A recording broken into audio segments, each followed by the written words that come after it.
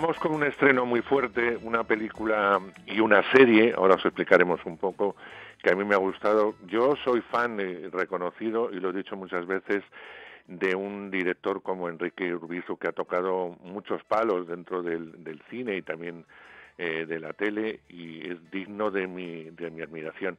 Lo que siento es no poder estar a su lado, entre otras cosas, bueno, porque las leyes de la pandemia así lo han exigido y tengo que estar en casa, no tengo más remedio hasta dentro de unos días. Lo que sí puedo decir y voy a recomendar es Libertad. Libertad es una peli que va a llegar este viernes a todas las pantallas de España, más de 200 salas van a exhibir la película, y por otro lado Movistar va a estrenar una serie que es también con el mismo argumento, mismos actores, etcétera, que es Libertad, que son 5 episodios. ¿Qué hay que ver? ¿La serie o la película? Yo creo que habría que ver las dos cosas para ver un poco el trabajo general que han hecho todos los que intervienen en Libertad, y evidentemente el trabajo que ha hecho Urbizu, que me parece un trabajo de titanes. Primero hacer una película con un principio, con un final, con una historia, y una serie en la que se pueden desarrollar y ver muchas de las tramas que plantea esta película, que va más allá de una película de bandoleros. Estamos hablando del siglo XIX, hablamos de un inglés con ascendente español, que en la corte va a contar la historia de la llanera, una mujer que estuvo 17 años encarcelada, que se libró muchas veces del patíbulo, que por fin la ponen en libertad junto a su hijo, que lo ha criado en la cárcel, y va a iniciar una aventura en la que vamos a ver a bandoleros, a gobernadores, a toda una época que vivió España, que no sé si fue oscura o no, pero que sí fue tremenda. Así que vamos a ir ya sin más dilación a escuchar un poquito de Libertad y hablar con nuestros invitados que están al lado de Sergio. Yo cada vez que me subía ahí con la soga al cuello, pensaba que te perdía, y eso es lo que más me dolía. Solo 4 días. Mi nombre es John Saldiego. Vengo desde muy lejos para conoceros. Me gustaría contar vuestra historia. He estado sin luz, sin vida, sin libertad por 17 años. Esa vida conozco. La Lucía del Llano. He venido por ti. Solo quiero venderos. El lagartijo. Se dice por ahí que os anda buscando. La cabeza del lagartijo y camino libre para nosotros. Pues en el estudio están presentes Sergio. Hola, Sergio, de nuevo. Muy buenas, Andrés, de nuevo te mando un abrazo. Igual, hijo. Y ahí está a tu lado nada más y nada menos que Enrique Urbizu, al que le mando un abrazo virtual, y uno de los actores, porque es una película bastante coral. Justo John, el que nos va a contar esa historia, que es Jorge Suquet. Bienvenidos, muchísimas gracias por estar, perdonar mi ausencia. Pero bueno, los tiempos son los que corren, y ya sabéis que esto es así. Me gustaría preguntarle a Enrique, empezar yo la conversación para que luego siga Sergio, un poco esta dualidad, si da un poco de miedo, me refiero a la dualidad de cine y tele, da un poco de miedo, es una apuesta arriesgada, te la habrán preguntado ya muchas veces el por qué. Cuéntame un poco, Enrique. Hola Andrés, un abrazo muy fuerte para ti también. Gracias. Nosotros cuando rodamos, dependiendo de cuál sea la historia, solo hacemos caso al material, y yo no distingo ni cuando he rodado Gigantes ni ahora Libertad, si estoy rodando para televisión o para cine. Trato de no tener eso en cuenta y de obtener unas calidades que resistan el tamaño de una sala comercial, ¿no? El 2.35, las ópticas, la fotografía de Mendía y demás. Libertad siempre fue una serie, Y en el verano del año pasado, en plena pandemia, cuando le mostramos a los equipos de Movistar el resultado final de los 5 capítulos, lo hicimos en una sala comercial de la calle Fuencarral. Y a la salida todo el mundo estaba de acuerdo en que era una lástima no posibilitar la apreciación del trabajo en la pantalla grande comercial, ¿no? Y ahí es cuando me insinúan la posibilidad de extraer el montaje de un largometraje de los 5 capítulos. Lo cual nos pareció una gran montaña en su momento, pero muy tentadora, ¿no? En cualquier caso. Y ha sido un proceso maravilloso, hemos aprendido mucho, desde luego, los que hemos participado, y descubrimos relativamente pronto, con ciertas garantías, que sí que teníamos un largo sólido, porque el trato también era que si no era un largo sólido nos estábamos quietos. Y esto ahora sabe que tiene, pues bueno, una función también de lanzamiento comercial muy curiosa en estos tiempos, ¿no? En los que no sabemos nadie muy bien qué demonios está pasando, pero proponer la visualización en sala, la distribución en salas, con el entusiasmo que ha demostrado Contracorriente además, pues bueno, ha sido muy estimulante, estamos muy emocionados. Enhorabuena, enhorabuena por el trabajo de cine. Yo he visto las dos, la versión de cine y evidentemente la de tele, y te puedo asegurar que el trabajo es inmenso. Muchas gracias. No echa de menos nada. Cuando yo vi primero la peli en pantalla grande y luego ya vi la serie y digo, qué trabajo más impresionante. Así que desde aquí, muy más sincera enhorabuena, Enrique. Muchísimas gracias, Andrés. Sí, decías, Enrique, que en el set de rodaje no hay diferencia, evidentemente, en lo que es en el rodaje, pero sí lo hubo en la sala de montaje, porque de hecho creo incluso que habéis cambiado la música, ¿no? Sí. Para la versión de cine, para la versión de tele. Las mezclas son muy distintas para uno y otro medio, y escenas que en un capítulo son clímax y cierran, aquí no cierran. Tienes que proteger la continuidad del relato y una cadencia de ritmo homogénea de alguna manera, ¿no? Eso te obliga a pulir algunos climas, algunas crestas del relato, y es muy curioso, pero tiene toda la lógica, ¿no? Depende de dónde coloques la escena y se relacione con una escena delante y otra detrás distinta, la escena invariablemente cambiará. Me sumo a la enhorabuena también que te daba Andrés. Has dirigido un elenco, un reparto que es extraordinario, y entre ellos está aquí en su representación Jorge Suquet. Hola. Jorge, que tu personaje, el personaje de John, todo el rato yo lo pensaba, este hombre, ¿por qué se ha metido en este embolado? Porque al final todos los protagonistas, ¿no? Ya sea la llanera, el aceituno o el lagartijo, están todos un poco tratando de sobrevivir, pero al final tu personaje ni le va ni le viene en principio toda esta historia, se va a ver inmerso y al final incluso peligrando su propio pellejo. Sí, bueno, de alguna manera cuando lo ves, yo cuando lo vi también lo pensaba, ¿qué más le puede pasar a este hombre porque se ha metido en esto? Pero sí que es cierto que hay algo de esa pulsión que él tiene desde el punto de vista más romántico e incluso periodístico, que le lleva a estar más que interesado por las vidas de otras gentes, ¿no? Creo que de alguna manera John, siendo realmente el personaje que a priori podría gozar más de su propia libertad entre todos estos personajes, de alguna manera también la busca. Está buscándose a sí mismo como cualquiera de los escritores románticos de la época y se busca a sí mismo a través de sus historias. Ya ha escrito una que ha sido un grandísimo éxito y está buscando su siguiente éxito. Escucha la historia de la llanera, viene a buscarla y yo creo que probablemente se imagine los peligros que se puede encontrar, pero no creo que llegue a saber lo que realmente acaba encontrando, ¿no? Que pasa por manos de absolutamente todos y quieren utilizarle para que escriban la historia, la visión de cada uno de ellos. Precisamente Jorge decía, Enrique, hablaba de romanticismo, y muchas veces cuando hemos visto historias, es cierto que el siglo XIX no ha sido muy tratado, pero las pocas veces que ha sido tratado, todas las historias de bandoleros han sido tratados con cierto halo de romanticismo. Y sin embargo, me gusta mucho que en Libertad vemos una crudeza que realmente sea más fiel a lo que fue en su día. Hombre, yo creo que la cultura popular ha idealizado a este tipo de delincuente común, rural, producto de la miseria, del hambre y de la necesidad, ¿no? Y eso ha alimentado el mito romántico del bandolero justiciero y posteriormente el bandolero patriota, luchando contra Napoleón, ¿no?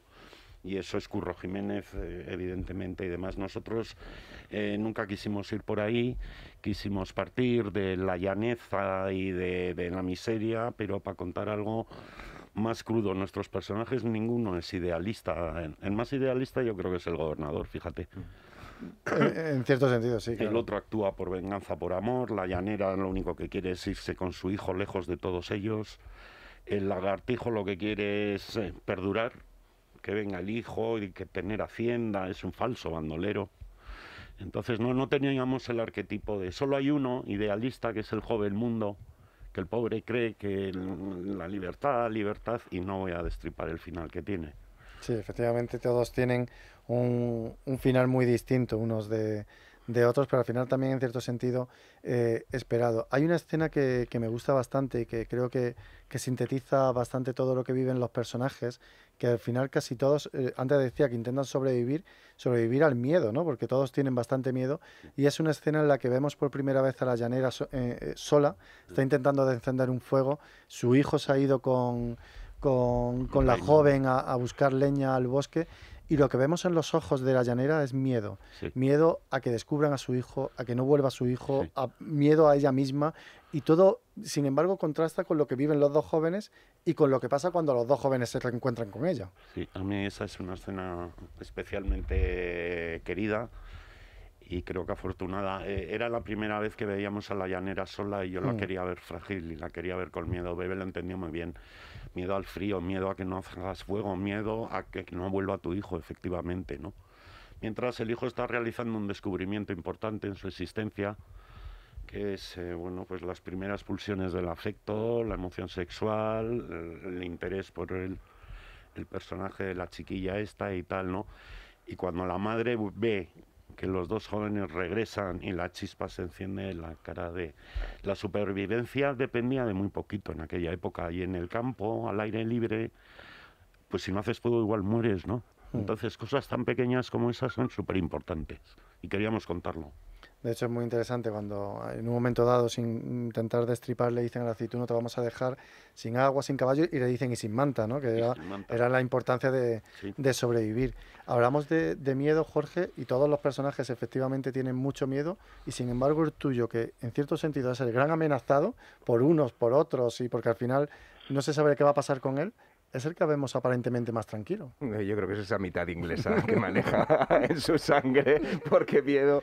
Y luego ten en cuenta que viene de una batalla como la de Trafalgar. Una batalla en un buque, yo creo que curte. Entonces, de alguna manera sí que, bueno, puede parecer que tiene más armas internas contra el miedo, pero tiene momentos. Hay un momento con el lagartijo que... Pero esto es un clásico, ¿no? El reportero de guerra le rozan las balas, pero no le dan, ¿no? Totalmente. El cronista se pasea por los terrenos de la batalla, pero aparentemente no le puede pasar nada, ¿no? Sí, absolutamente. También es verdad que, bueno, de alguna manera siempre es ese factor externo, ¿no? Los problemas entre los demás. Yo estoy aquí solo mirando y para contarlo.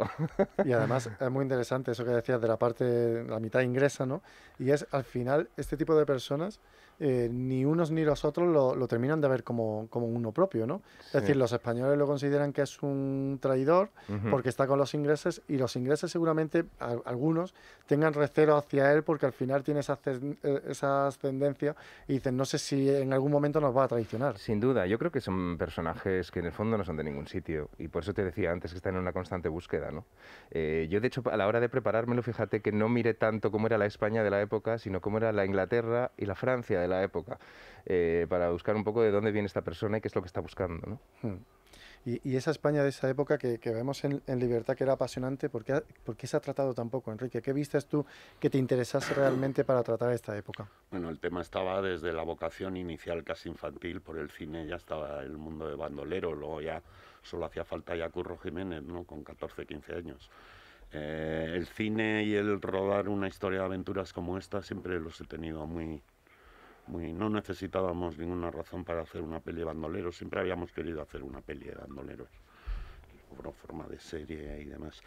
Y la época es muy interesante, el siglo entero, y sobre todo estamos en 1807, cuando se está en paralelo en ese otoño firmando Fontainebleau, el Tratado de Fontainebleau, ¿no? El que permite entrar a Napoleón, supuestamente camino de Portugal.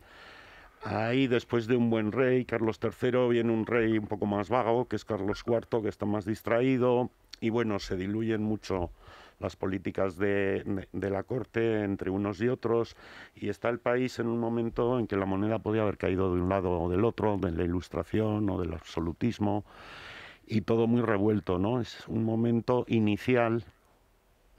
Un año después ya está Napoleón, ya tendríamos que tener muchos más matices en cuanto a la ocupación del país y demás, pero aquí esa palabra libertad y sus distintos conceptos que tienen los distintos personajes está en un momento histórico en que efectivamente puede ir por muchos sitios. Porque para el gobernador la libertad fundamental es la del orden, el comercio y el libre circulación de seres, personas y mercancías. Entonces es muy distinto el concepto de unos y otros, ¿no? Y es un momento que, claro, te lo miras, ahí estaba todo a punto de salir por cualquier lado, ¿no?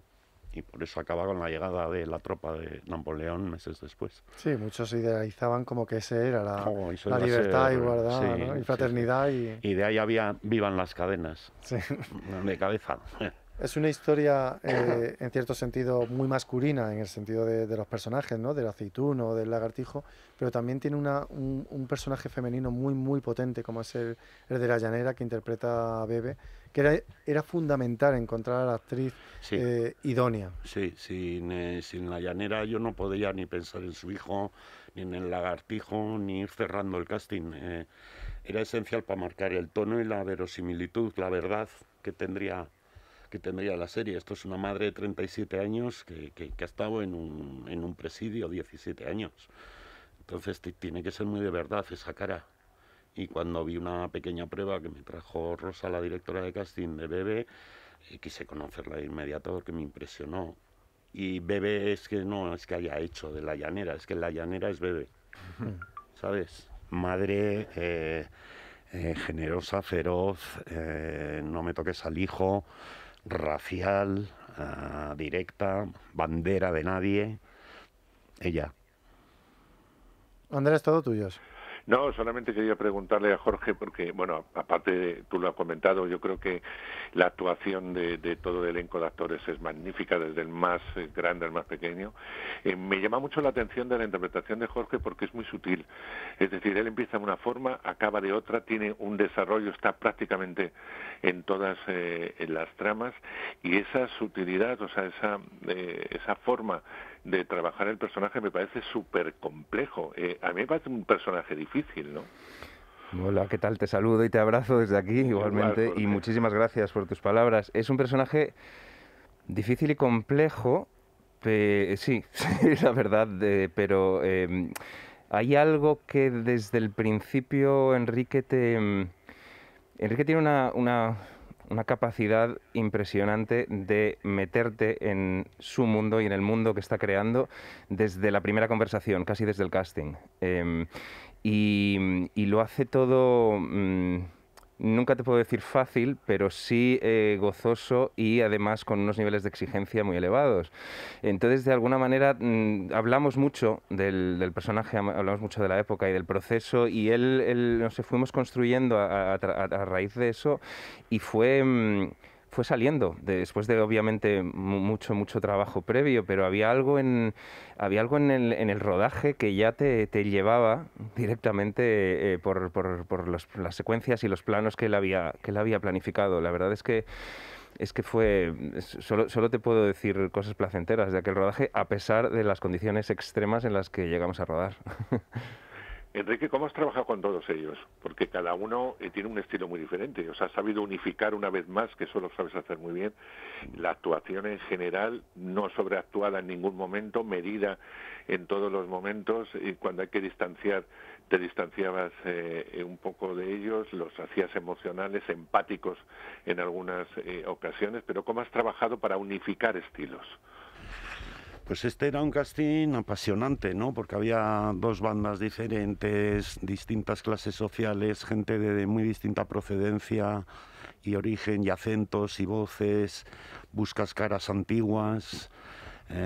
Y luego, claro, si tienes buenos personajes en el material, en el guión, pues es más fácil que sepas bien qué buscar y aquí hay una combinación del trabajo de Rosa Estevez como proporcionadora de ideas y posibilidades, y luego yo me fío, Andrés, mucho de mi intuición. Yo siempre suelo decir que esto es como meterte en un submarino 6 meses.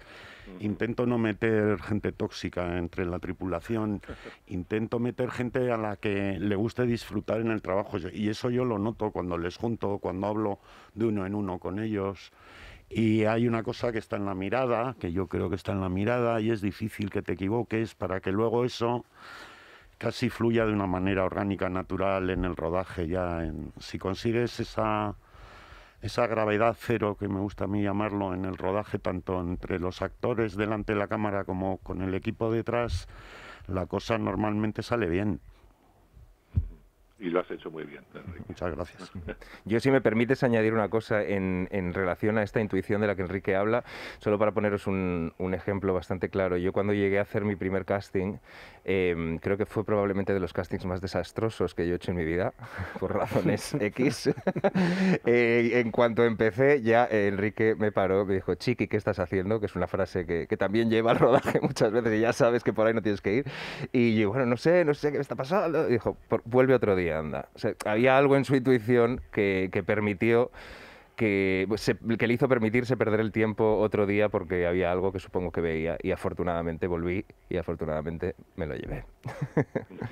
Sí, ahí también entre todos los actores era necesaria la generosidad, ¿no? Porque en Sí. un reparto tan amplio tienen que Sí. ser muy generosos entre Sí, ellos. y las condiciones físicas fueron días muy, muy, muy difíciles, y tienes que tener a la gente muy sólida para seguir trabajando de buen rollo, además, a 2 grados, lloviendo en el barro. Sí. Porque de hecho casi todo, vamos, no se sabría decir, pero prácticamente el 90% se desarrolla al aire Sí, libre. exteriores naturales, sí. En exteriores naturales, Sí, sí. que supongo que el rodaje facilito no fue.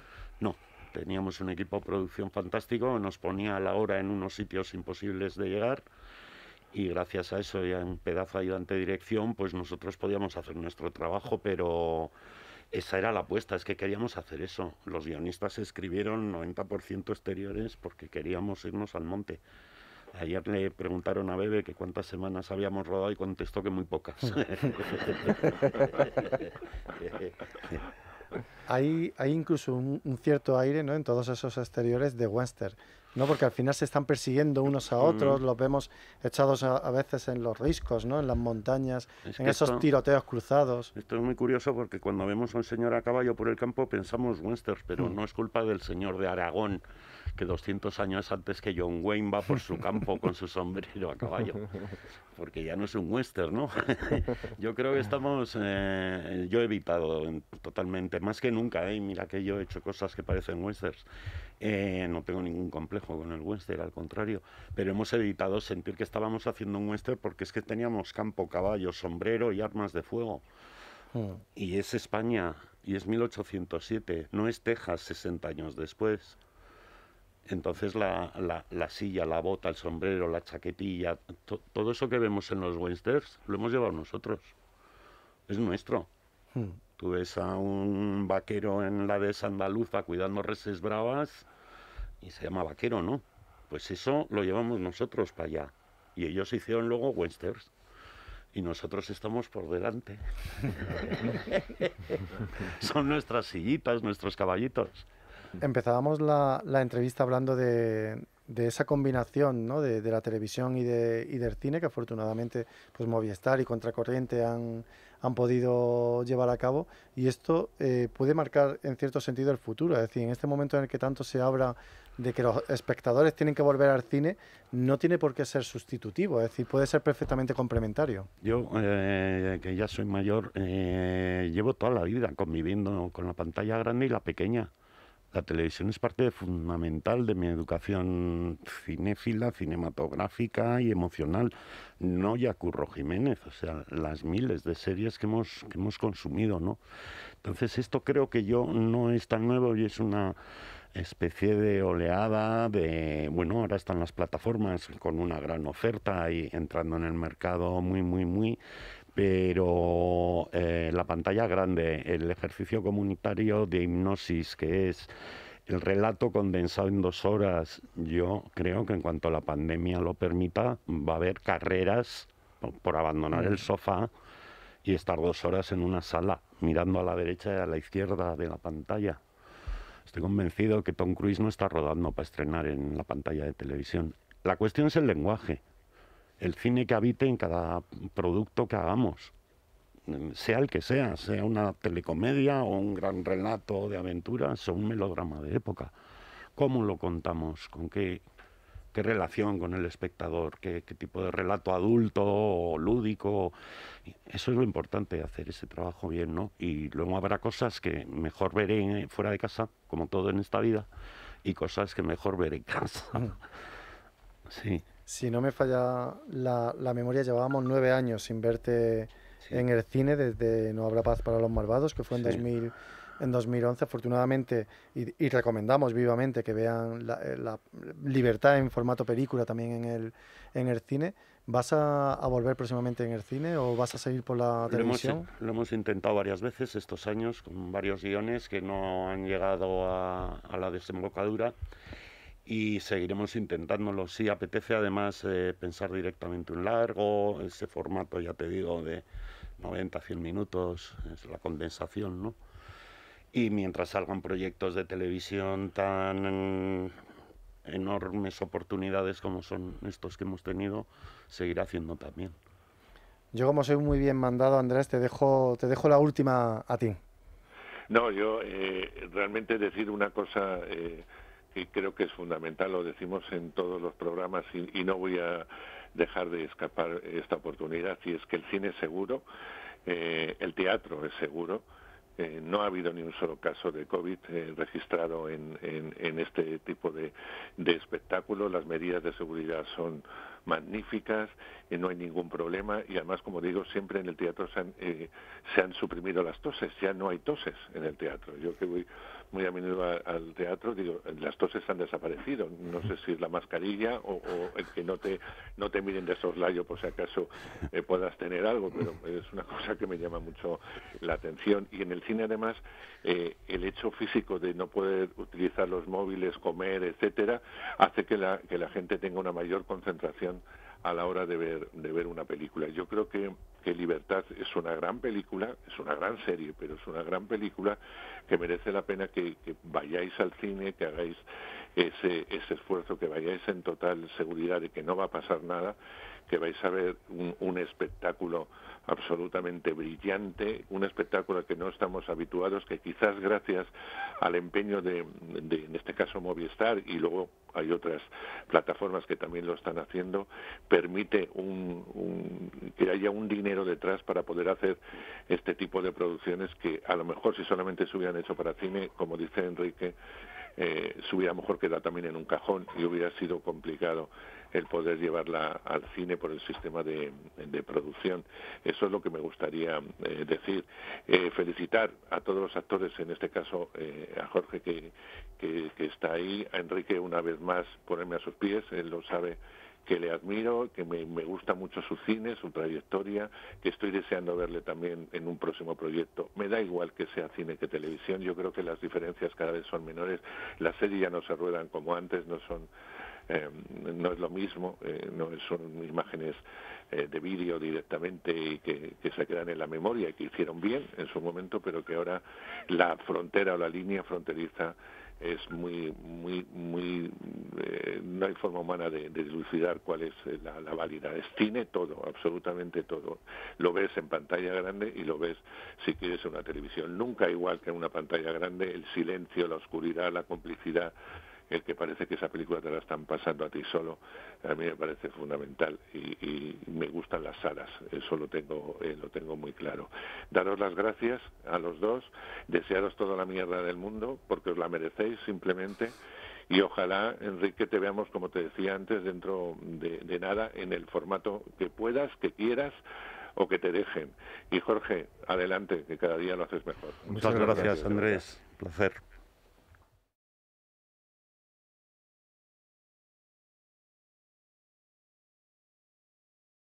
Libertad Digital Televisión sigue creciendo. Ya puedes vernos en nuestras nuevas demarcaciones de Alcobendas, Alcalá de Henares, Fuenlabrada y Collado Villalba. Y por supuesto, en Madrid. Si aún no nos ve, resintonice su televisor y podrá disfrutar de todo nuestro contenido. Programas exclusivos, tertulias, cine, ocio.